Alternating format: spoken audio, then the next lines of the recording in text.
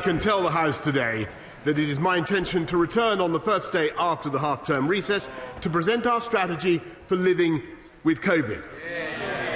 Provided the current encouraging trends in the data continue, it is my expectation that we will be able to end the last domestic restrictions, including the legal requirement to self-isolate if you test positive, a full month early, Mr. Speaker.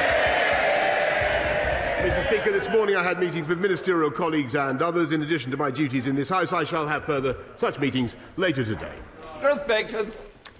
Mr. Speaker, the Northern Ireland Protocol has frustrated business, is undermining the Belfast Agreement and is restricting the free movement of goods and people within our United Kingdom. What action will my right honourable friend, the Minister for the Union, now take to reunite the United Kingdom and uphold the interests of all residents, including those living in Northern Ireland? Prime Minister. My honourable friend is quite right, because the protocol does not require, contrary to the way it is being applied by our friends, it does not require that all foods and all medicines and all plants should be systematically checked in the way that they are, Mr. Speaker. And we must fix it, and with goodwill and with common sense, I believe we can fix it, Mr. Speaker. But if our friends don't show the requisite common sense, then of course we will trigger Article 60. We now come to the Leader of the Opposition, Keir Starmer. Thank you, Mr. Speaker. Was the Business Secretary right to say that fraud is not something that people experience in their day-to-day lives? Prime Minister. Mr. Speaker, of course this government and this country despises those who defraud people, and that's why we crack down on fraudsters, Mr. Speaker, and we've strengthened our anti-fraud task force. We're bringing forward an economic crime bill, Mr. Speaker, but we also attach huge importance to tackling neighbourhood crime and crimes of violence, Mr. Speaker, and I'm very pleased that those crimes are down 17%, Mr. Speaker. Mr. Speaker, the Prime Minister's answer has got a big hole in it. We've had lockdowns for the last 2 years. 2 crimes that people could commit were online fraud and throwing parties. And so far as I can see, the numbers for both of those have gone through the roof. But I was asking the Prime Minister about the 14,000 cases of fraud a day. Many older people duped out of hard-earned savings. And the Business Secretary casually suggests on TV, don't worry, it's not real crime. There's a crime gang in Manchester, Mr. Speaker, nicking cars and shipping them around the world, all financed by COVID loans from the taxpayer. And what's the Chancellor's response? Write off £4 billion in losses and block an investigation by the National Crime Agency. His cabinet turning a blind eye to scammers. Is it any wonder that his anti-fraud minister realised no one in government seemed to care and threw in the towel?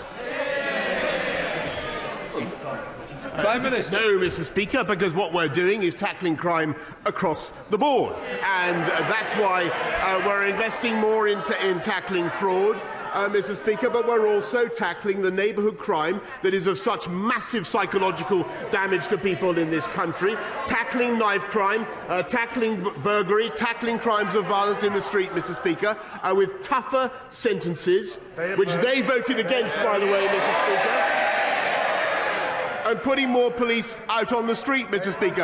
And the reason we're able to afford it, Mr. Speaker, is because we have a strong economy and we're coming back strongly from COVID, and that is thanks to the big calls that this government got right. Yes, Starmer. Mr. Speaker, his anti-fraud minister quit, saying the failure of government to tackle fraud was so egregious that he had to, and this is his words, smash some crockery to get people to take notice. Well, it seems that the Prime Minister hasn't noticed the broken plates and the shattered glass all around him. It's almost as if he's been completely distracted for weeks. Talking of scams, households are going to have to fork out an extra £19 billion on their energy bills.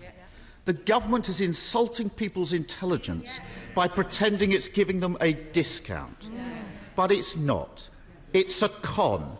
A buy now, pay later scheme, a dodgy loan, not a proper plan. Mr. Speaker, He shakes his head. So let me put this in language you might understand. When his donors give him cash to fund his lifestyle and tell him he has to pay it all back later, are they giving him a loan or a discount?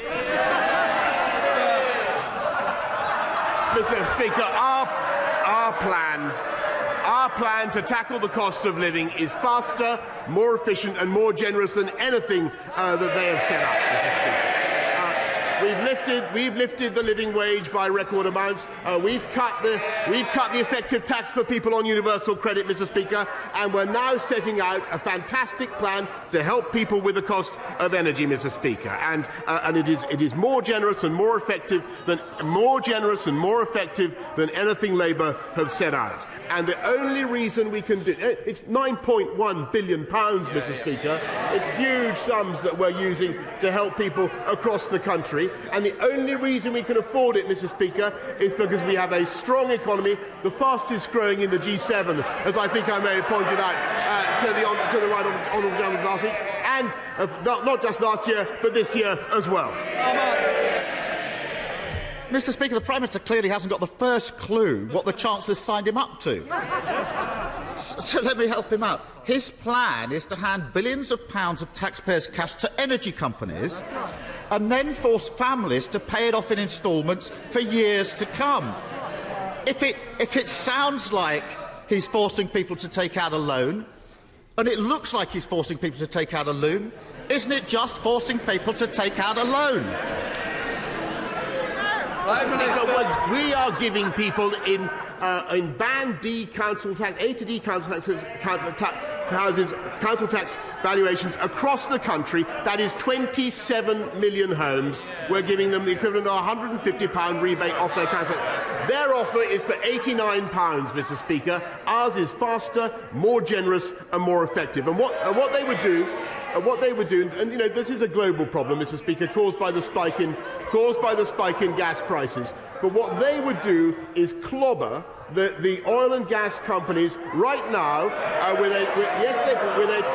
a tax that would deter investment in gas just when this country needs gas, Mr. Speaker, as we transition to green fuel. It would be totally ridiculous, and it would raise prices for consumers. Mr. Speaker, I was always worried that the Prime Minister wasn't one for reading terms and conditions, didn't understand what the Chancellor signed him up to, and he's just confirmed my worst fears. There is an alternative. Order. Can I just say, if you want to carry on outside. I am not having this perpetual noise coming from the front bench. Secretary of State should know better, and I expect better, and I certainly don't need to put up with it anymore. Keir Starmer. Mr. Speaker, there is an alternative. He could stand up to his Chancellor, tell him to support families rather than loading them with debt. Tell him to look at those bumper profits of oil and gas giants. Shell's profits up £14 billion this year. BP's profits up £9.5 billion this year. Mr. Speaker, every second of the day, they've made £750 extra profit from rising prices. At the same time, households are facing an extra £700 a year on their bills. Why on earth is this government forcing loans on British families when they should be asking those with an unexpected windfall to pay a little more to keep household bills down? Mr. Speaker, the Labour plan would clobber supplies. It's an improvement on what I thought he stood for, which was nationalising the energy companies. Maybe he's dropped that one now. I can't tell whether he's dropped that one or not. But, Mr. Speaker, what he would be doing, maybe he has, what he would be doing, Mr. Speaker, is hitting the energy companies at precisely the moment when we need to encourage them to go for more gas, Mr. Speaker, because we need to transition now to cleaner fuels. And what this government is providing is £9.1 billion worth of support. It's more generous than anything Labour is offering. And I just repeat my point. The only reason we can do it is because we kept our economy moving in those hard times when they took the wrong decisions. And we came out of lockdown in July, Mr. Speaker, when he opposed it last year. And we kept going over Christmas and New Year when they opposed it, Mr. Speaker. And that's why we have the fastest growing economy in the G7, not just last year, but this year as well, as I never tire of saying. He can bluff and bluster all he likes. The reality is this. On top of the Tory tax rises, on top of the soaring prices, the loan shark Chancellor and his unwitting sidekick have now kicked up a buy now, pay later scheme. It leaves taxpayers in debt, while oil and gas companies say they've got more money than they know what to do with. It's the same old story with this government. Get in a mess, protect their mates and ask working people to pick up the bill. But isn't he worried that everyone can now see that with this Prime Minister and this Chancellor, it's all one big scam and people across the country are paying the price? Mr. Speaker, what they can see is a government that is absolutely committed to doing the right thing for the people of this country and taking the tough decisions when Labour is calling for us to take the easy way out and spend more taxpayers' money. And, Mr. Speaker, it was this government that decided to keep going in July when he wanted to stay in lockdown. We kept going over Christmas and New Year. And by the way, Mr. Speaker, it occurs to me that we also were able to use those Brexit freedoms to deliver the fastest booster round and the fastest vaccine round. Yes, Mr. Speaker, when he not only voted 48 times to go back into the EU, yes he did, but he also voted to stay in the European Medicines Agency, Mr. Speaker. And our plan for jobs is working, Mr. Speaker.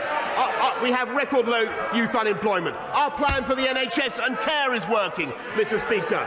They have no plan at all, Mr. Speaker. Our plan for the country is working. We have a great vision, Mr. Speaker, to unite and level up across our country. They have no plan whatever, Mr. Speaker. And I say to him, plan beats no plan.